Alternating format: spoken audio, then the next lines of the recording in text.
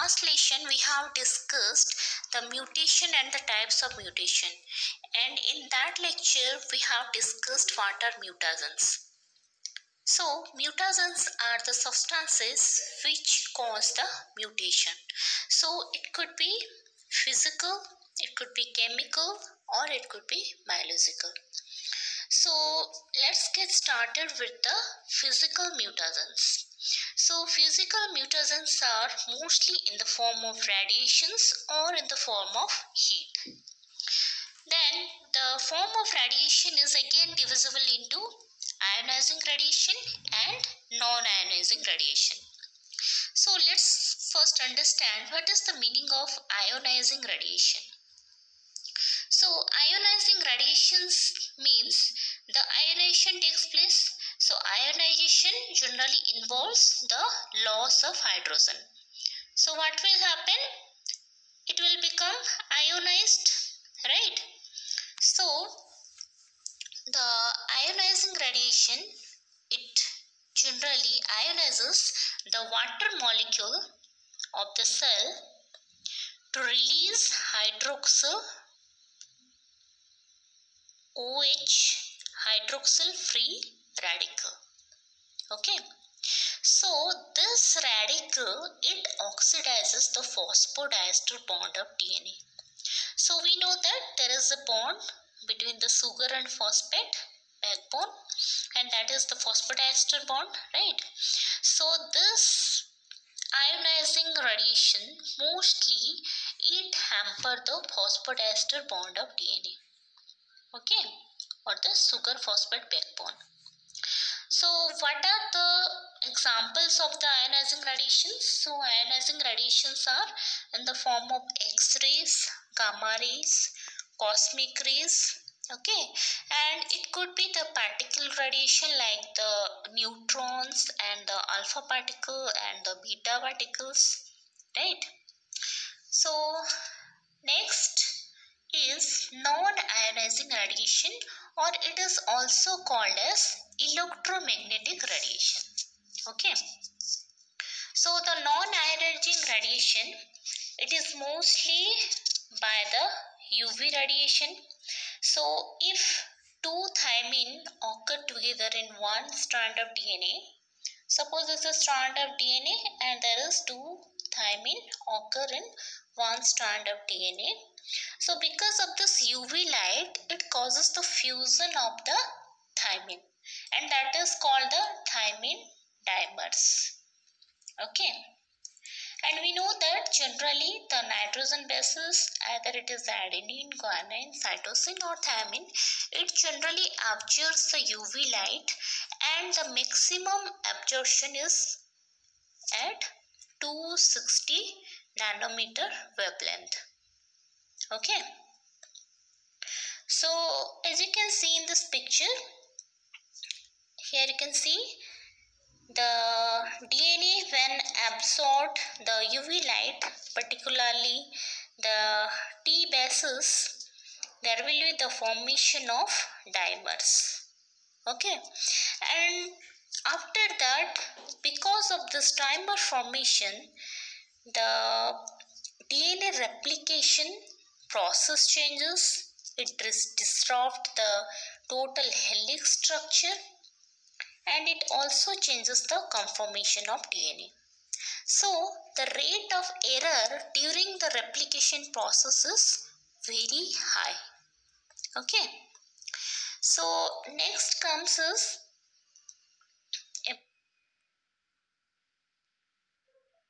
about the chemical mutagens.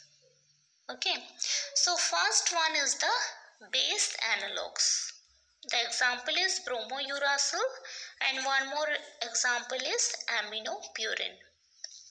So let's get started. What are base analogues?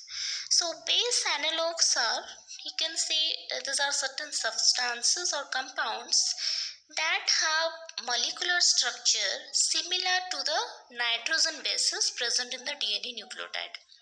Suppose we have adenine, so the base analogue will, the structure is similar to adenine, or the guanine or cytosine or thymine. So the structure of the base analog is similar to the nitrogen bases present in the DNA nucleotides. Okay.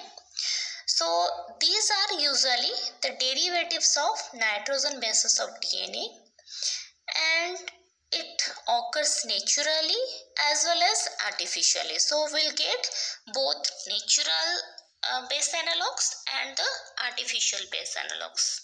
Okay, so some natural base analogues are 5-methyl cytosine, and the artificial base analog, we'll discuss this, the 5-bromouracil, 5-bromouracil or 5-iodouracil. Okay, so this is the base analog definition. Okay, the next is about the base alternating chemicals which will alter the bases.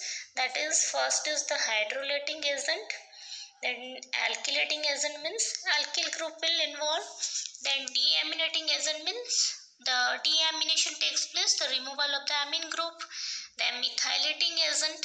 Okay, and the third is the intercatalytic agent, that is acridine, orange, proflavin and ethidium bromide. So in this case generally we have already discussed about the frameshift mutation, that is the insertion and the deletion of bases. So these are the reason of this frameshift mutation. So you can say acridine, orange, proflavin and ethidium bromide act as a mutagens for frameshift mutation. Okay.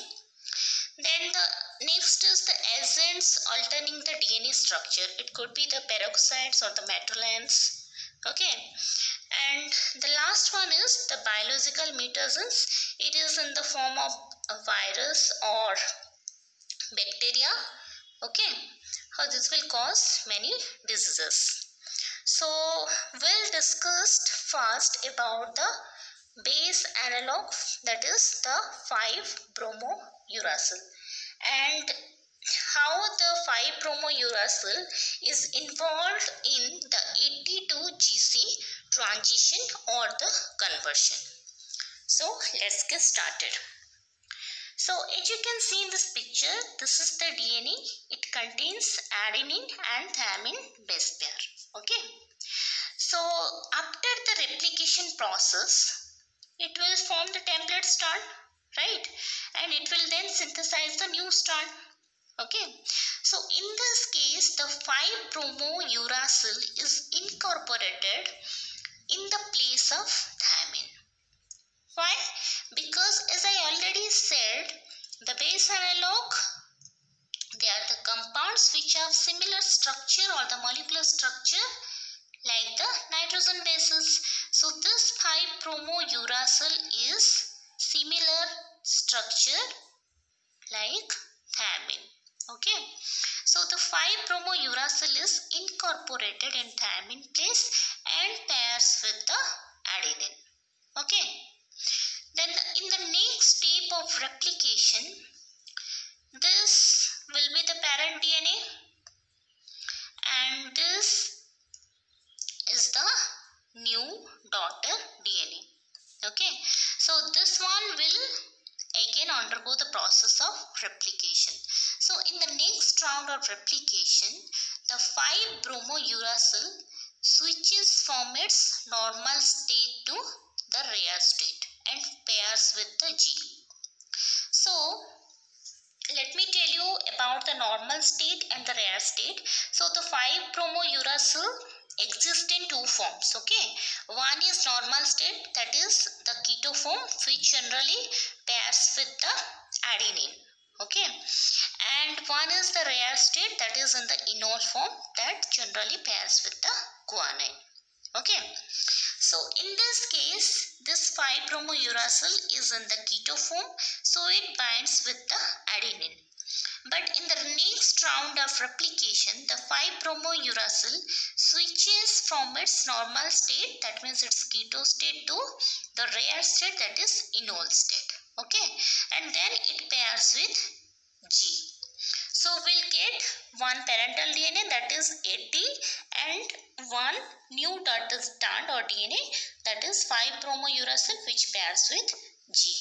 So this 5-bromouracil is in the enol form. Okay, but we know that the enol form is very short-lived. So soon again it changes to keto form or the normal state form. Okay, so again in the next round of replication we'll get the 5-bromouracil. It binds with the or combines with adenine. Okay, and we'll get the GC transition. Okay, so this is the conversion of AT to GC, and this is called the transition mutation. Okay, so this is all about the 5-bromouracil and how it is involving in the AT to GC conversion. Okay, and the next example of base analog is aminopurine. So aminopurine is a base analog of adenine, just like the bromouracil is the base analog of thymine. Okay, in the normal state and in the rare state, this is the base analog of guanine, right?